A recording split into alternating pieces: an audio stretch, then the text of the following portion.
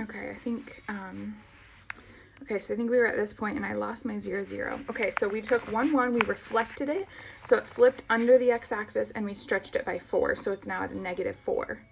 Now we take negative 1, and do the same thing. So if I reflect it, it's here, but then I want to stretch it by 4, so it's actually down 4, okay? Now, if we do that with the next point, our next point is 2, 4. So if I'm at 2, 4 right here, if I reflect it, it flips down to 2, negative 4. But then when I stretch it by a factor of 4, so think of this change to negative 4, and then we want to multiply it by 4. So that's going to be negative 16. That's way off my graph. So what that tells me is that this is just a really, really skinny parabola, which makes sense because it's stretched by a factor of 4, okay? So the bigger the stretch factor, the skinnier the parabola.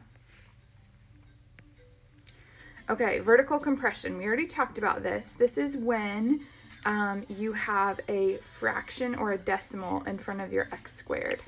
So let's just go ahead and do this. We're going to compress this by a factor of 1/4, and we can kind of tell it's going to get flatter. The graph is going to shrink vertically, okay?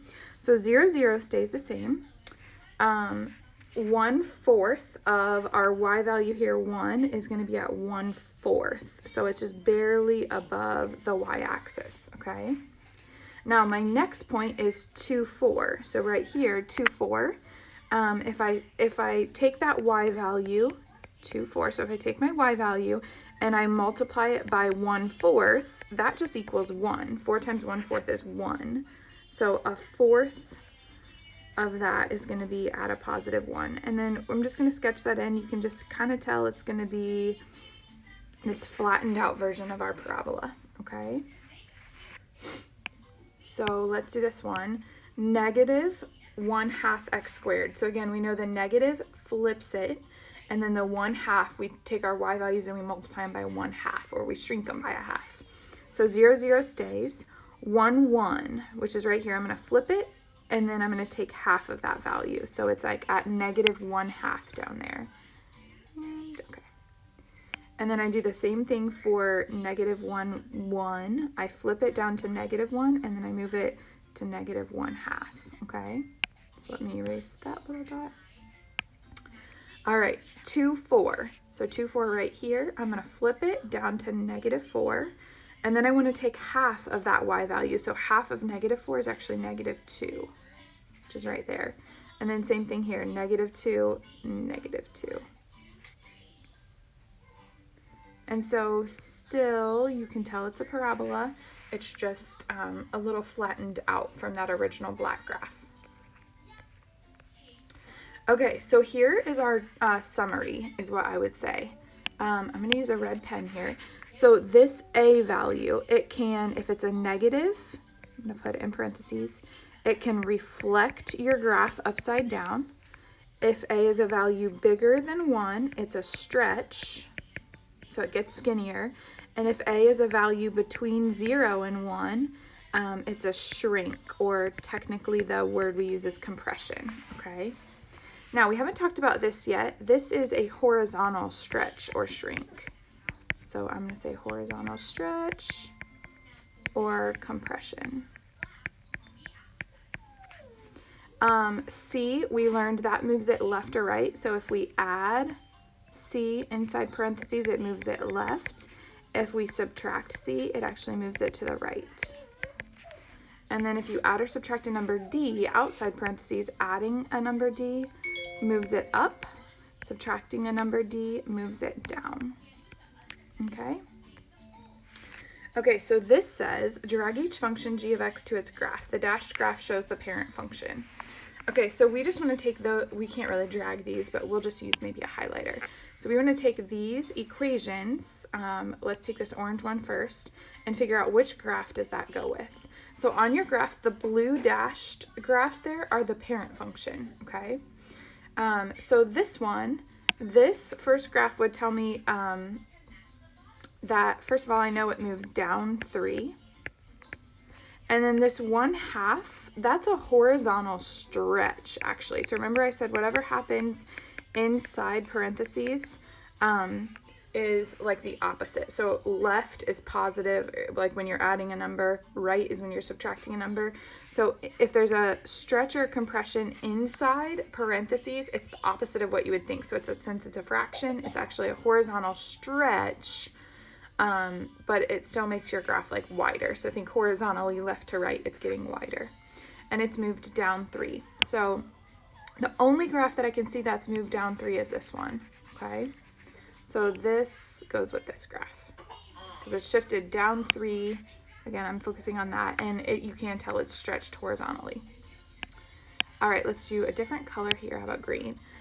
This graph, I can tell by the -1 inside there, that's going to be shifted to the right 1, and the 3 on the outside is a stretch, a vertical stretch by a factor of 3. So I kind of would just figure out, okay, which one is shifted to the right 1, and it's this one. So that one is shifted right 1, okay? So then let's just check this and make sure. Negative x squared plus 3.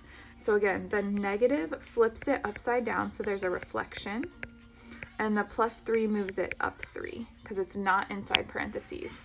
So yep, it definitely matches this. It's reflected, it's flipped upside down, and it's shifted up 3. Okay?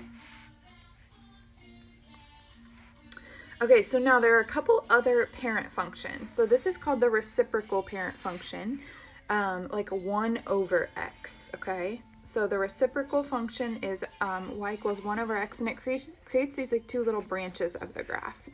And what we're going to do basically is just kind of like apply our transformations to the same, like to this new graph, okay?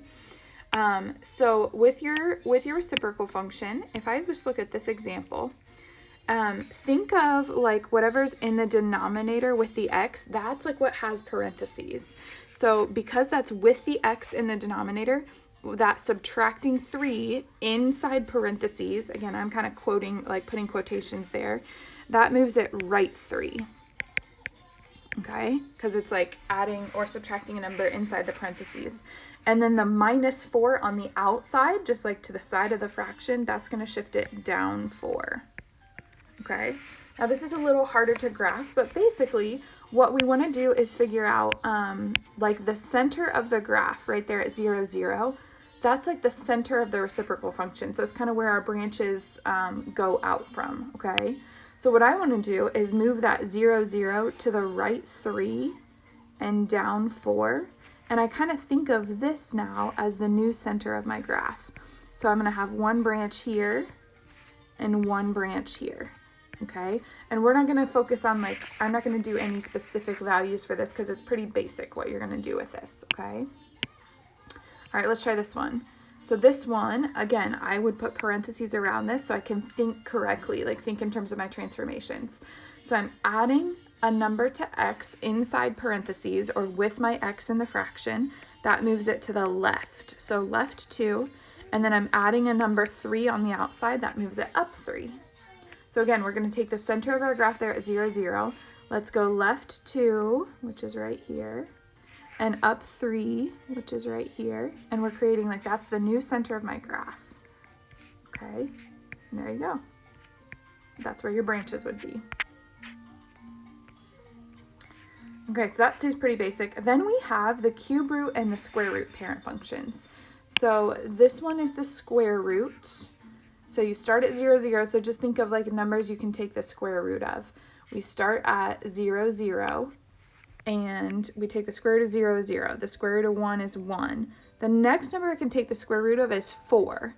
So 1, 2, 3, 4. Square root of 4 is 2. So I kind of think of those are our 3 main numbers, 0, 0, 1, 1, and then 2, 4. Okay? And it creates that little curved square root function. We also have the cube root parent function.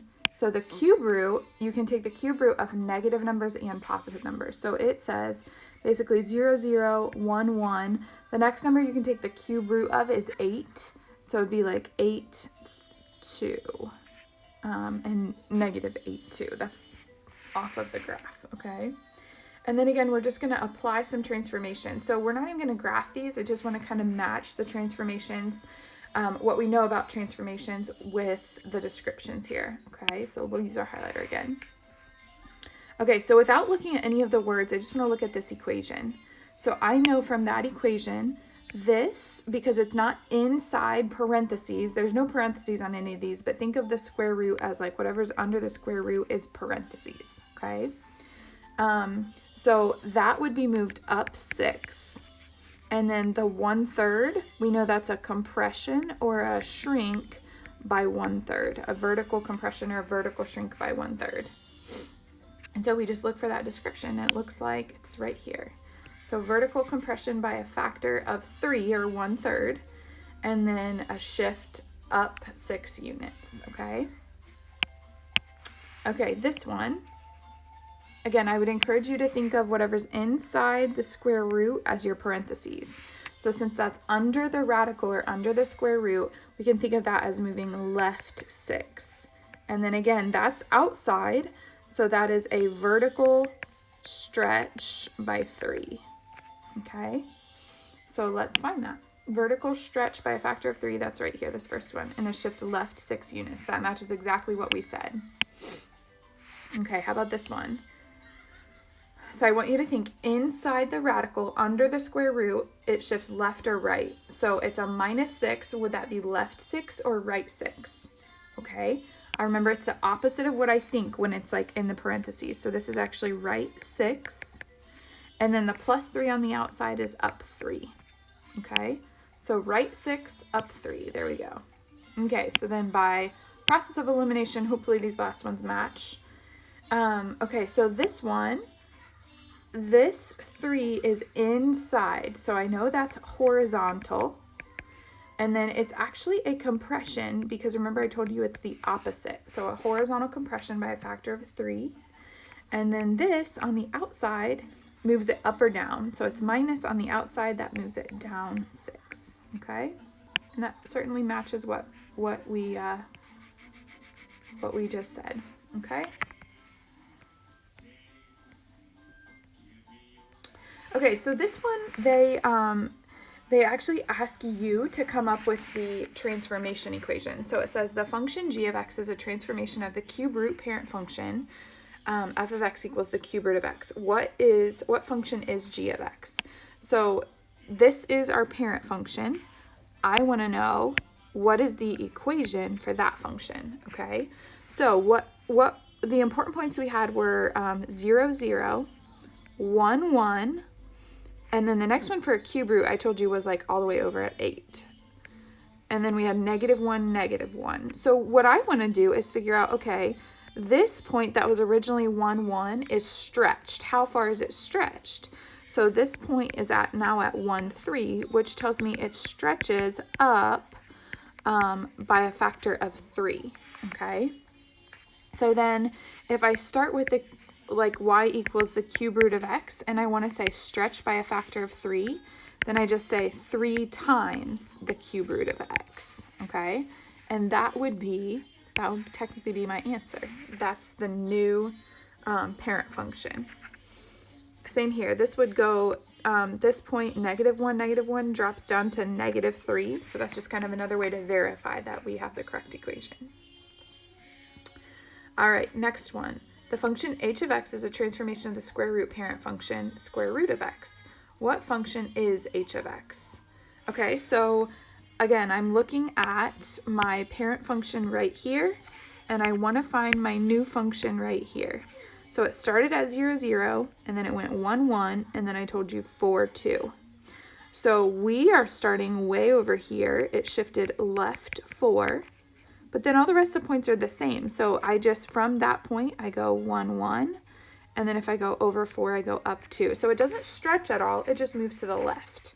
So we want to take, basically, we want to say our square root function and move it to the left 4. So I know that's under the square root, and I'm going to add 4 to the number under the square root, or to the x under the square root. Okay? All right, last one here. It says, so we have our dashed function in blue. That's our parent function. What is the function for g of x? So we start with, right here, x squared. Okay, so remember, way back to the beginning of this, we started at 0, 0, 1, 1, 2, 4. negative 1, 1, negative 2, 4. So we need to figure out what are the actual points on this graph, like how far is it stretched by. So I know I have 0, 0. The next point on my grid looks like it's right here at 1, negative 4, and negative 1, negative 4. So that tells me it's reflected because it's flipped upside down, and it's also stretched vertically by a factor of 4, okay? Okay, so we want to show that in our equation. So I'm going to say, what is this, g of x, you can just say y if you'd like, is reflected, that's a negative, and a stretch by 4, and then I just multiply that by my original function, x squared. So it's x squared with a negative and a stretch by 4.